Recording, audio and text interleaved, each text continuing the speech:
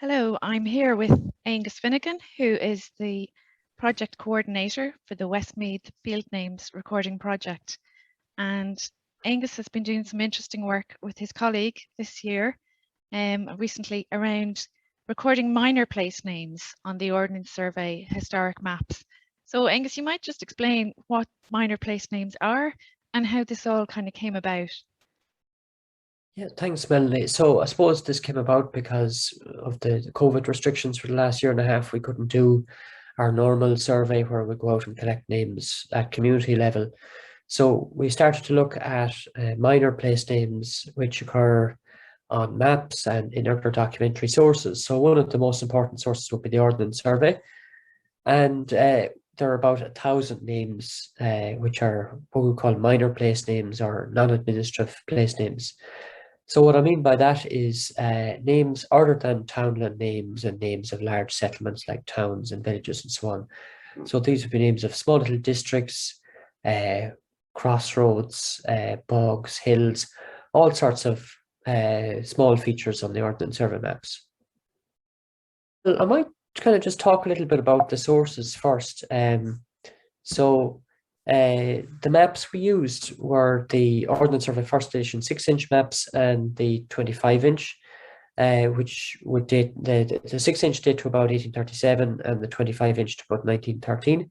So I have two examples just on the slide here, and you'll see the Fear Finn and Bowley Village on the lower of the two maps.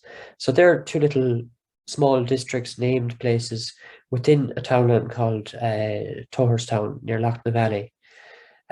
So we have about 1,000 of these names in total of various different types. In this case, these are probably little subdivisions of the townland. So they're land divisions, probably could be as old as the townland itself. And are they outlined, Aengus, in the same way that a townland would be defined on a map? That's the difficulty, I suppose. So the name will be on the map approximately in the area, which the name refers to, but usually there isn't a boundary. Now, what we find is that sometimes when we talk to people locally, people will know the boundaries of these sub-districts, which is very interesting. Yeah. And they'll know that particular fields or a particular portion of a townland is known by this name. And what they are really is old farms or old land divisions with probably the same origin as the townlands. So the townlands go back to medieval land divisions or farms in a lot of cases. And from the 17th century with the Down Survey maps and then the 19th century with the Ordnance Survey, particular names were kind of picked as townlands or were fixed permanently on the map with established boundaries and so on. But there were many other land divisions which existed at the same time, and just some of them didn't become townlands, but survived kind of as small districts within townlands. You were asking me about the results. So there's a huge range of features involved. So small lakes would be one of the bigger categories. In Westmeath, famous for lakes. We didn't include the larger lakes when we kind of documented the names. And I should mention it was my colleague, Justin Glassan, who's doing a PhD on minor place names in Kildare, who did this work. So he went through the kind of tedious process of going through the Ordnance Survey maps for the whole county, townland by townland, and noting the place names within the minor place names within each townland. So 77 small lakes, then you have names of streams, small rivers, bays and points and shallows within lakes themselves, islands, rocks, standing stones. There are quite a few of those. So usually they're natural standing stones in the landscape rather than man-made ones. Bogs, holes or caves. Some of those could be natural, some of them could be souterrains, and wells. The other category then would be more obviously man-made features like roads and lanes, crossroads, bridges, canals, mills. And then quite a large category, the ones we were just talking about there now, would be these subdivisions of townlands. And sometimes they're an area of land. Other times you have what I would call house cluster names. So these are small villages, usually just a cluster of houses. It could be 2 or 3 houses. Sometimes it could be 10 or 15 houses. They wouldn't have had a church or anything like that. These are just kind of small villages of cottages, essentially, which were very common all over the county, all over Ireland until the mid-19th century. Often you'll find them in areas of marginal land and so on. And often these had a name. So sometimes those names have been recorded on the Ordnance Survey maps. There's about 170 of those names, either subdivisions of townlands or the names of these little villages. And those little villages or house clusters, Aengus, are they scattered kind of evenly throughout the county, or do you see them more in one area than another? They're not really scattered evenly. You know, it's hard to give out a very clear pattern. Sometimes when you've quite a large townland with good land, you'll find a little house cluster in an area of poorer land. It's possible that the people who lived in an area like that would have worked for landlord or for the larger landholders in the area, and then would have had a cottage in a very, very small area of land of their own. They're sometimes found on areas of arable land in bogland, or generally speaking, they're in the more marginal areas. That's the only pattern really I could recognise. Okay. We have names of fields then, just about 50 of those. So normally the Ordnance Survey didn't record field names. I think it only happened when the landowner requested it. So there are about 50 names of fields. Then we have archaeological features, ecclesiastical sites, castles and so on. We have roadside cairns. There's 2 or 3 of them. The word is Schlachte, is the name of a roadside cairn. It comes from the Irish word lacht. And these are little piles of stones.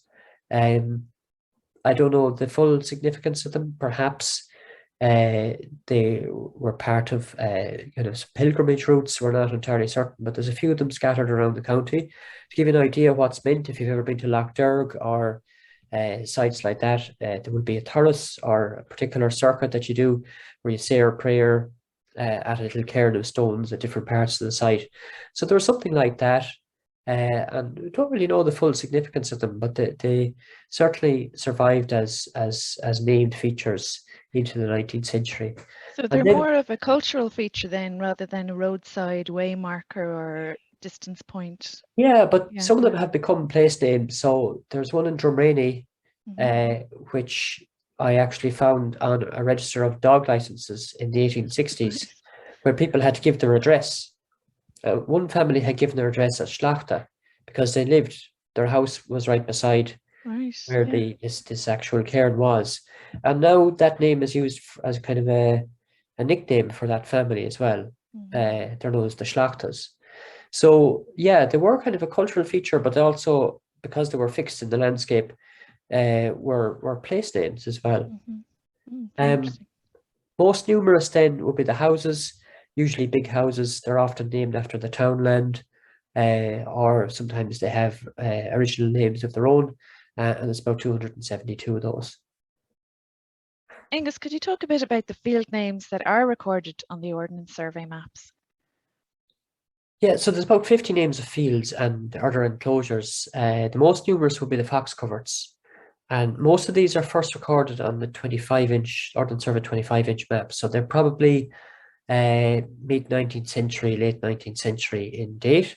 You get a few of them on the first edition maps as well, and I'd say most of those wouldn't go back beyond the early 18th century. And it's in the 18th and 19th centuries that we had the lowest amount of woodland cover in Ireland, and that's when something like fox coverts, which were basically small areas of scrubland, which were to provide cover for foxes, to allow fox hunting, I suppose, were probably developed. So there are 27 of those.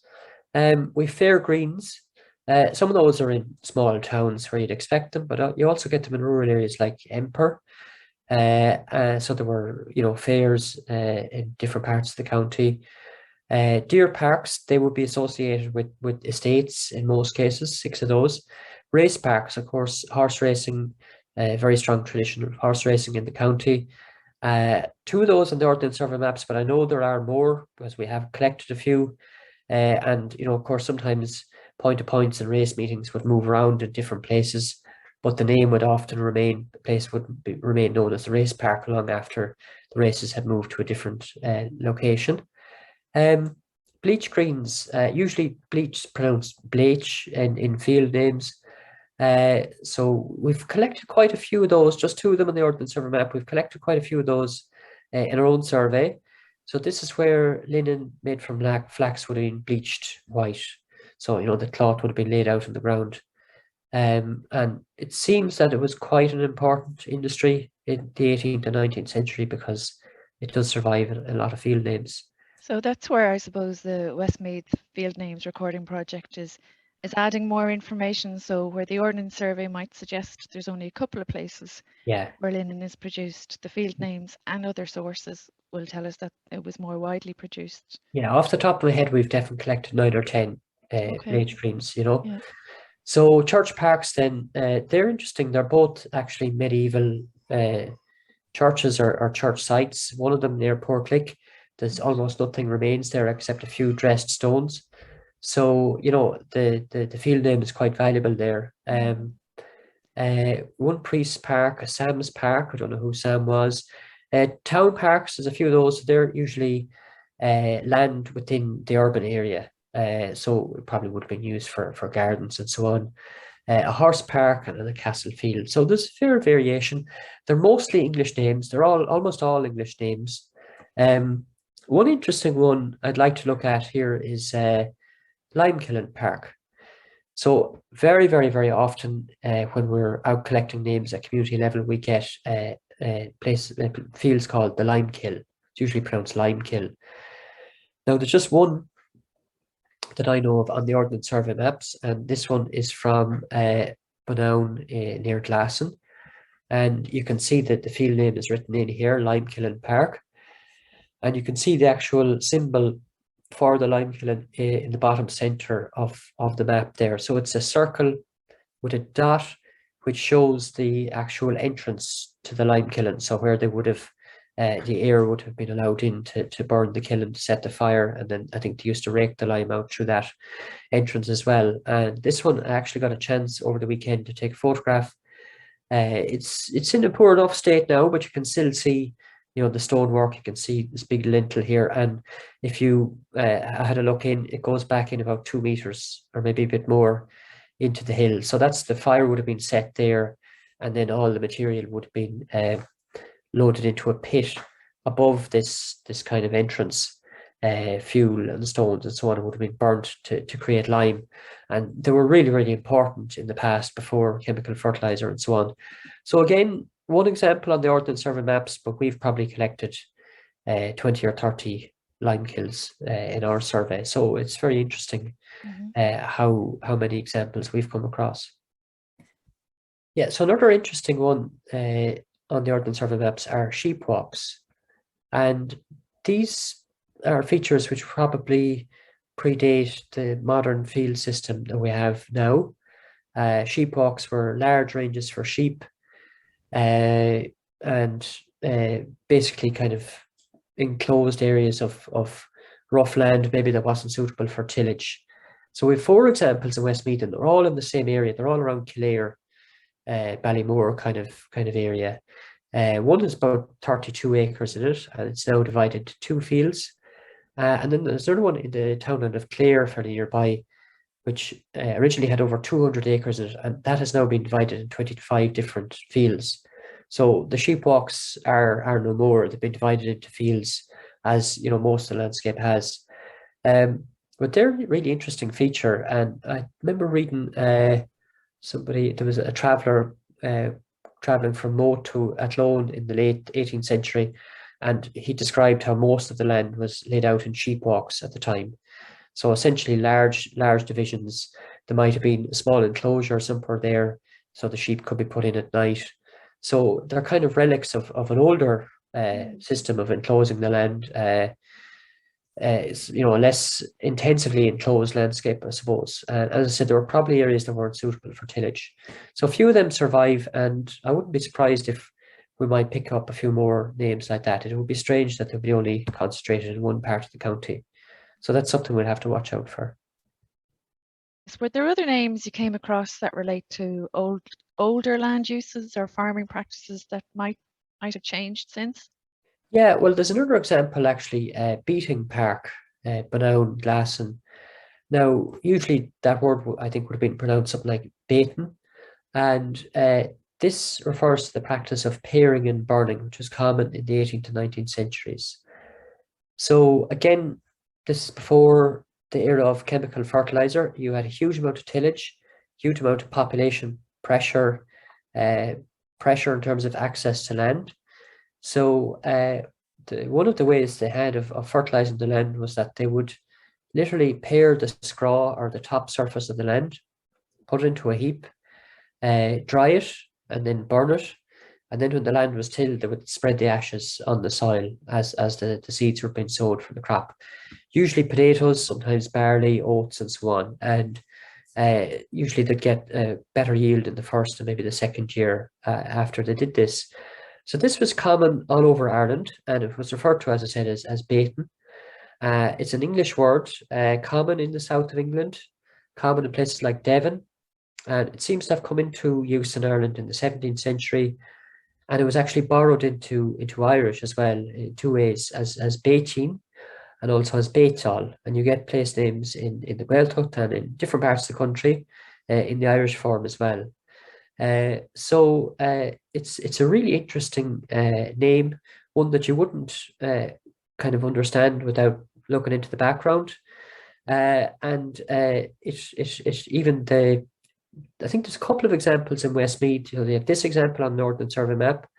I have another example on a document I found in the Public Records Office in Northern Ireland, an 18th century estate map from Rathgarrett near Turles Pass that refers to the Bacon Park, B-A-T-I-N, the Bacon Park. So that gives us an idea of how it was pronounced. The Louth Field Names group, they had a good few examples up on the Cooley Peninsula, and there, I think it was B-A-Y-C-H-I-N was how they wrote it down there, reflecting probably the Irish form Beitine, which would be pronounced something like Beitin in Southeast Ulster Irish. There was a good few examples picked up in Meath as well. So yeah, it was actually a really widespread term, probably was a really widespread, well-known practice, which is not well known at all now, and really only survives in the field names. So hopefully we'll find a few more examples during our own survey to add to the few we have from estate maps and Ordnance Survey maps. It was very common on Conacre land. So Conacre is land taken on the 11 months. So, poor tenant farmers in the 19th century, people who didn't have access to land, they would have probably just taken a strip of land or an acre to sow their own crops for their own needs. And not having access to fertilizer, this was a way of getting a crop or two crops off the land. Very interesting, yeah, because if you didn't know the background to it, you could think it meant something completely different. Well, you could come up with all sorts of ideas. Yeah. You see the word beating especially, and you could think of something to do with grouse or something completely different. But we're pretty certain that's what it refers to. Yeah, and there's so many examples all over the country that we have quite a good understanding of the term. Yeah. That kind of brings us on, I suppose, looking at other field names in the Ordnance Survey map. There's just one Irish name that I know of on the Ordnance Survey map. So that's a field called Lenanakilla in Whitewell and Kilbride. It's in a domain. So as I said, usually field names weren't recorded, but sometimes the landowners, I think, could request that the field names were recorded on the Ordnance Survey maps. And you see the kind of grey colour on this map, on this slide. So the domains or the land surrounding a big house, they were had a kind of grey tinge on the Ordnance Survey map, so they stood out from the rest of the landscape. And this is a very simple field name, Lenanakilla, the meadow of the church, and you have the ruins of the medieval parish church of Kilbride in the southwest corner of the field. So there's no big mystery. But yeah, it's interesting. It's kind of a curiosity how one Irish field name was recorded. Probably just because, again, it was as an estate and the names were recorded on that estate. Usually when we see minor place names, they're townland subdivisions. That's the biggest category, like we were talking about earlier. And what I mentioned there about the kind of grey colour on the Ordnance Survey map, which shows an estate or a domain, that's quite useful because we can distinguish between field names and names of subdivisions of townlands in that way. So if we see part of a townland which has a name on it and it's not a domain, we know that probably just referred to a field, it probably refers to a section of that townland. But if we see a name and it's within a domain and all the fields have names, we know that probably refers to just a field rather than kind of a subdivision within the townland. So it's probably kind of a complicated distinction, and we can't be 100% certain all the time, but that's how I would distinguish field names from townland subdivisions, if you like. Now, I should say that I would say a lot of townland names and a lot of these names we might call subdivisions of townlands, they probably all started off as field names or minor feature names, and then were expanded to cover the actual land division. I think that's a very common thing. So you get words for field are very, very common in place names in general. So a lot of townland names then, Aengus, could have their origins really from well, field names. if you have a townland that starts with Páirc or Acha or Gurt, those three words all refer to fields. Now, there may have been different types of fields than what we think of now. We think of fields now, they're usually fairly small, enclosed. There could have been big open fields which were tilled, by a whole village or whatever, and divided up into strips and so on, or were grazed in common and so on. So they might have been quite large areas, but they were fields. So yeah, field names are really important in that sense, and that they actually probably give rise to a lot of our townland names originally.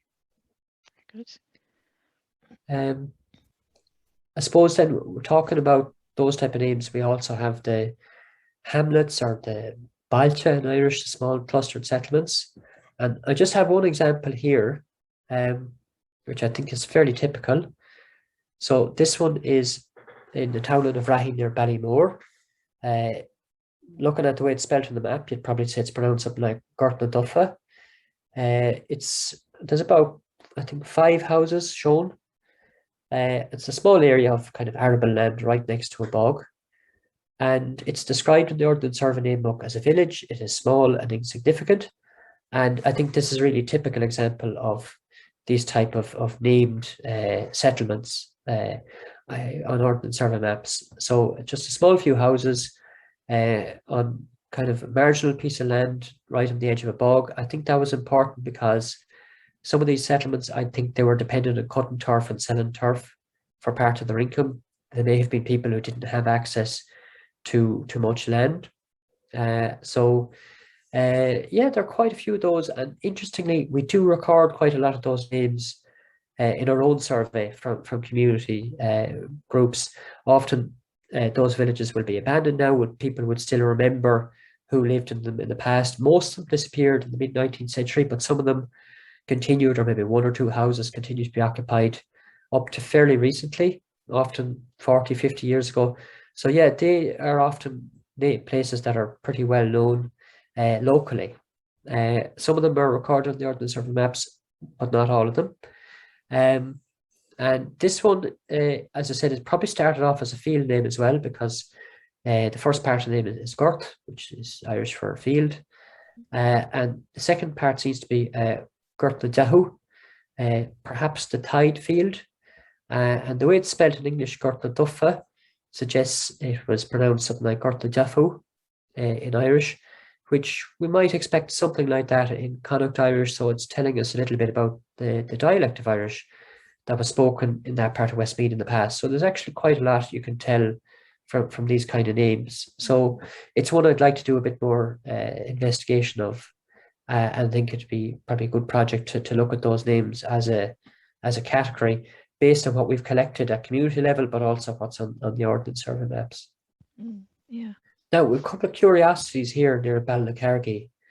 So this townland here, Ballysallagh Fox, in the parish of Kilbixy, you have 3 named subdivisions of the townland. The first one is, the way it's spelled in the map is Parkatilling, but it's Parkatilling, field of the salt, which is really intriguing. I usually thought of salt making as being something that was done on the coast. I don't know how they would have been making salt near Ballyhoreen in the past, or was there salt naturally occurring somehow in the subsoil? I don't know, but there's a couple of Loughlin Talents. I think there's two in Westmeath as well, so two lakes of the salt. And there are a few townlands, inland townlands, which have the word solid in them as well. So that's something really, really interesting. Yeah, very To interesting, find out Angus. more And about. of course, salt would have been really important back even before the time of the OS maps as the main food preservative, I suppose, wasn't it? So it Yeah, could be an earlier origin for some of the names, maybe. yeah, it's very, very interesting. So, something so fundamental as salt, sometimes it surprises me that there is more references to salt making or whatever, in the countryside. So it'd be worth finding out more about that. Another one then is fairly common type of one is Shankill, which is the old church or the old burial ground. Now, those kind of ones can be useful as well because sometimes, those burial grounds have no obvious trace on the surface now. I said it can be either an old church site or an old burial ground. We have collected a few of those where they're not on the Ordnance Survey map. We've collected them at community level. And, they're important because those names would be of interest to archaeologists, certainly, and we wouldn't know about those burial grounds except for the place names. So there are a few examples like that. The other one then is Mullacha. I'm not entirely sure of the original Irish name here. First part is clear enough. Mullach is a hilltop, and it's on a hilltop. The second part could be the word Drulla or Dulla, which can refer to some kind of wooden peg or a loop. If we do get that word in a couple of place names, best one known would probably be Corrandulla and Galway. So again, perhaps there was some kind of peg or a post on top of that hill for some reason, which would have kind of stood out, and that's how that area got the name. Now we know from the Ordnance Survey name books that they were all little sub-districts within the townland. So these were, those areas the people who lived in would say they were from Mullacha or Shankill or Parkatilling. They may have started off as field names as well, originally, but they're good examples of these kind of small districts within townlands. It's very interesting, Angus. And were there any sort of unusual or difficult to interpret names or? Yeah, well, this one comes to mind now. Orange Hall, it's the same area, Parish Kilbixy. And when I saw that one first, I was looking through them on a big list. I thought, oh, that's interesting. I didn't know the Orange Order was organised in Westmeath, because they were organised in Offaly in the 19th century, and there's still, I think, some Orange Halls maybe in Monaghan and Donegal. So I thought, oh, there must have been an Orange Hall in Westmeath as well. But when I actually looked into it and looked at the Ordnance Survey name book, so these are the actual records that the Ordnance Survey, the books they used when they were surveying, when they were collecting field names themselves. There's a little story there recorded that this is a large dwelling house, so called by the peasantry, being a place where some orange lilies were grown. So it's a very vague kind of explanation that there was flowers. Seems a little bit strange. And then I looked at the Ordnance Survey 25-inch map, and actually Justin, who digitized all these names first, he noticed this first, that it's called Grange Hall on the 25-inch map. So maybe it was just a mistake. It could be maybe just the transcription. Somebody's writing the G Yeah, look like an O, maybe. Clearly, whoever transcribed it when they were doing the first Ordnance Survey wrote it as Orange Hall, and then maybe they went looking for an explanation of it. So I think we'd have to talk to people locally to find out, is it known as Grange Hall, which would be more commonplace kind of name. Yeah. Grange is kind of a granary or a tillage farm. Or is it Orange Hall? So it seems there's nothing to do with the Orange Order anyway. Right. Thought I had discovered something very interesting, but I'm not sure what it is. So we'll have to look at that one in more detail. Talking about big houses and getting back to field names, very well-known estate near Athlone is Willbrook or Moydrum. And we have Moydrum Castle there, which was burnt down in 1921, which I know the historian residence in Westmeath has done a really interesting video about that recently. And it's very famous, of course, from the Unforgettable Fire, the album cover of Yeah, U2. Yeah. yeah. So it's probably one that people know pretty well. Mm. So that was the estate of Lord Castlemaine, the Hancock family. And I was looking at the Ordnance Survey name books for the parish of St Mary's in Athlone, and there are 17 field names recorded in the Ordnance Survey name books, and they weren't actually added to the maps themselves, which is really unusual. Mm. Now, as I said, usually field names weren't recorded by the Ordnance Survey, but occasionally they did for large estates and so on. But in this case, the names were recorded, but they didn't make it onto the maps, which is pretty unusual, a bit of a mystery as to why that would happen. They're really interesting names. One of them is Carrie Bhraoin's Park. I think that's actually meant to be Chairbre Bhraoin's Park. And the Bhraoins, or the O'Brien family, were the major landowners in and around Athlone, St Mary's Parish, down to the 17th century, and even this held on to land after that. And there's still some O'Brien. Then generally the name goes by O'Brien now, but originally was O'Brien. And you know, the name of the parish of St Mary's was Bhraoin Ivrian, so Brawny of the O'Briens, essentially. So it was their territory. And there you see a field name which kind of commemorates a member of that family. And the name Chairbre, or Chairbre in Irish, was quite a common personal name in that family. And it occurs in the name of a small island on Lough Ree near Coosan called Chairbre Island. So yeah, that's a really interesting field name. And it's interesting how that name carried on with the new owners, the Hancocks, Lord Castlemaine, but you still had the name of probably the previous Gaelic Irish owners surviving there. Then you have Crossfield, which is really interesting as well. The lands at Moydrum were originally crosslands. So I think they belonged to the monastery of Lough Shooty in Ballymore. So crosslands were possessions of a monastery, and presumably as religious lands, they were marked by some kind of a cross. So the Crossfield, perhaps that's where the cross was. I don't know, was it a stone cross or a timber cross or whatever? You have a cross in Ballysallagh, which it's generally believed isn't at its original site. That's the Maybe high that cross was- in Ballysallagh there. Yeah. Now, probably the cross in Moydrum was a very more simple kind of cross, just marking it out as crosslands. It may not have been the high cross, but it's always a possibility that the high cross was originally there. I don't know, they're only about a mile apart, maybe less. Very interesting. So Crossfield is interesting, and I'll actually show you that's the estate as it appears on the map. So you see that grey colour again, which is a domain, but you have no field names.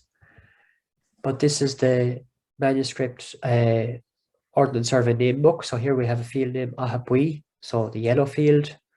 It's written in here in anglicised spelling, and then John O'Donovan would have given the derivation in Irish and a translation there when he reviewed the Ordnance Survey name books, the same way he would have done when he was looking at a townland name. So all that work was done, but they didn't make it onto the maps for some reason. But on the facing page, what I don't have here, they have descriptive remarks where they describe where the field is. So combining that with maybe if we could get talking to people locally, and there has been a group working locally, the Mount Temple Heritage Group have been collecting names locally, we might be able to identify exactly where these fields were, which would be really interesting, I think. Yeah, it would be. And that Crossfield, Aengus, that's probably a name that occurs in other parts of the country as well, or maybe even other parts of Westmeath, is it? It does, yeah. I mean, crosslands, I think, were fairly important in medieval times. Not totally au fait with exactly the nature, but they're essentially land held by religious orders, and they were marked out as crosslands. So you get it in townland names quite often. There's a townland just to the south of Moydrum. I think it's just beside Moydrum, Tullycross. And the cross there, I think, again, relates to the crosslands. And then you have another one beside Moydrum, Crosswood. And that is the wood belonging to the crosslands. So, you know, you had a whole collection of lands there, of land divisions, which probably were originally monastic possessions. So, yeah, it's a really interesting area. You do get it in other areas as well. That brings us to estate maps. So we looked at Ordnance Survey maps, and said there's about 1,000 names. of all different types. And we also looked at estate maps from the 18th and 19th centuries. So the most important is the Longfield collection, and they're all online. Anybody can go and look at them. They're in the National Library, but they've been digitized online. And 17 of those maps contain field names. So we've digitized those. This was Justin O'Gleason again who did this work. So he went through each map and noted the field names. About 90 field names, and at least 22 of those are of Irish language origin. The reason I say at least is some of them look like English names, but they could have been translations or so on.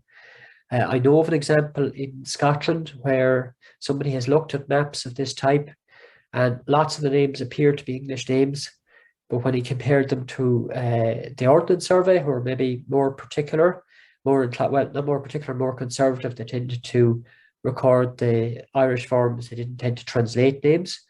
He found that quite a lot of the names on the state maps had been translated by the person giving the names to the surveyor. So about a quarter are Irish, but some of the other names, they might originally have been Irish names that were translated when they were put on the maps. Two examples from a survey of Wardenstown and Brutonstown, Little from 1804. This is near Kilbixy. Ahafada, and the spelling here, Aughafoda, it's pretty much, it's a very, very close approximation of how that name would be pronounced in Irish. So you can imagine the surveyor asking the farmer or whoever worked on the land, you know, what's that field called? And Ahafada, and he wrote it down more or less as it was pronounced, a long field. You can see that one there on the right of the map. It's not particularly long, but it is longer than it is wide. So that's probably how it got its name. And the other name then is well, the way it's spelled here, it's something like Rathiater, Ráthíochtar, Lower Ringfort. And that one's quite interesting. And I'm going to skip on to the next slide. And what I've done here is I've put the two maps side by side, the Ordnance Survey map of 1837 and the estate map of 1804. And I've orientated the two maps in the same way, so they're both north to south, because estate maps are usually not orientated north to south and make them quite hard to read. And you can actually see the ring fort. So this is the raw, the Irish for ring fort. The term used is usually raw. You get lists as well. And you can see it here. And what's interesting is that it's on low ground right beside the River Deal. And if you look at the Ordnance Survey, this kind of grey area, actually, this is the area that was flooded by the river, or used to be flooded by the river. So Ráthíochtar, the lower Rath, or the lower ring fort, maybe it's because it was situated in a river valley. There's actually another ring fort just to the north in the next townland of Clahanstown. And I was looking at the Archaeological Survey of Westmeath, and they give quite a good description of the two ring forts. And the one to the north in Clahanstown is on quite a pronounced rise above the floodplain, whereas the one we have here in this townland, it's just a very slight rise above the kind of surrounding low landscape. So it's probably, maybe it's the lower fort, you know, as in it's lower down in the landscape. The interesting thing to say about Eochtar and Oachtar, the two Irish words for upper and lower, is that Eochtar in Irish actually often can refer to the north, you know, as in the direction, and Oachtar would be the south. So Eochtar is lower and Oachtar is upper, and it seems a bit confusing, but Eochtar or lower would refer to the north, and Oachtar or upper would refer to the south. So sometimes you get a townland like Ballybeg upper and Ballybeg lower, and you would notice that the lower division was in the north and the upper division was in the south. So that refers to direction rather than, you know, the height of the landscape or whatever. But it can also have a topographical meaning in the sense of low-lying or lower relative to something else. So yeah, that place then really tells us a lot about the landscape and how that ring fort is sited within that landscape. And I think it's very much that it's the lower of the two two rats, probably, which are beside each other. And interestingly, I've heard people say going down the north, just... Yeah, that's the same thing. That's anyway relevant. That's totally relevant. That's what my grandmother would also always have used, down for north, going down the village, down the field. and she had a very accurate sense of, her directions in that sense. But it's still common enough. In this case, I don't think we're talking about that. I think it's literally the position of the ring fort relative to the level of the ground. Yeah, so it was perhaps the lower of two ring forts beside each other, or that it's in low ground. It's the raw yachter. Yeah. So you can actually tell a lot from the name there. There are other sources as well, which we looked at. People have maps in their own possession, which are really interesting. We've collected a few of those, one from Glen near Fore, and a few others. I found a few maps myself in the Public Record Office of Northern Ireland. So we mentioned Bhraoin Páirc. I was on one of those maps. There's two names, High Godon and Low Godon, from the Irish word Godon, a grove. They're from around Turles Pass. And really Aengus, why nice. would there be Westmeath maps in the Public Records Office of Northern Ireland? Yeah, it's a bit of a curiosity. I think when the archives were being divided up, things were sometimes in boxes and they got moved and they ended up there. So a lot of stuff related to the Earl of Kildare, who originally would have had lands, all over Leinster, ended up in Belfast. So yeah, it's quite a curiosity. So there's quite a lot of material up there. And a lot of it hasn't been digitized. So you have to do a lot of rummaging in boxes, and you never know what you're going to find. So there's probably much more, but that's just what I found when I spent a few hours there. So yeah, Godon is a grove. So interesting Irish names. Bhraoin Páirc, which had a piece of Bhraoin improved. That's how it's described in the map. So this process of paring and burning so that poor land sometimes could be tilled was often part of the kind of agricultural improvement movement in the 18th century, where land was being taken in for tillage which hadn't been tilled before, and so on. The Registry of Deeds is a really important source. We've just started looking at that. So there's a huge collection of historic field names from the Athlone urban area, and names of the eel weirs in the river, and all sorts of different features. And they're kind of different from the field names we collect normally as part of the project, in that they're sort of urban fields. They're small fields, perhaps that were owned by shopkeepers or so on within the town, and were probably very valuable, for growing vegetables and crops because they were so close to the town. And of course, most of those have disappeared, and not recently. These were really right within the middle of the town. Would have disappeared probably in been built on in the 18th and 19th centuries. But there's quite a number of them. Yeah, so they're very interesting, and trying to identify them is difficult now. Trying to reconstruct the entire landscape, where you probably had, a town of a couple of streets and then a kind of dense network of small fields immediately surrounding the town. And presumably a similar situation then in Mullingar. Yeah, and there probably is, but I haven't seen that. We've lucky in Athlone in that somebody actually extracted the headings, at least, all the entries which have field names relating to Athlone.